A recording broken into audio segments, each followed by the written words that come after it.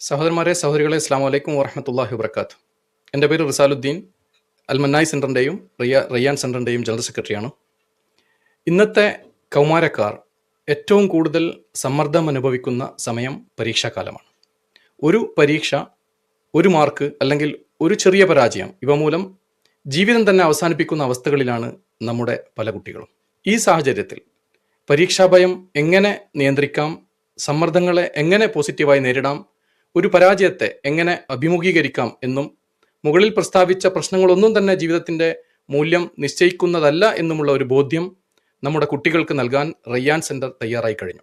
13-ാം തീയതി വെള്ളിയാഴ്ച ഇൻഷാ അള്ളാഹ് 3:30 മുതൽ 5:30 വരെ വിസ്ഡം സ്റ്റുഡൻസ് സംഘടിപ്പിക്കുന്ന ഹൗ ടു ഫേസ് എക്സാം എന്ന പ്രചോദനപരവും മാർഗനിർദ്ദേശം ലഭിക്കുന്നതുമായ സെഷനുകളിലേക്ക് റയ്യാൻ സെൻറ്റർ മുഴുവൻ കൗമാരക്കാരെയും സ്വാഗതം ചെയ്യുകയാണ്.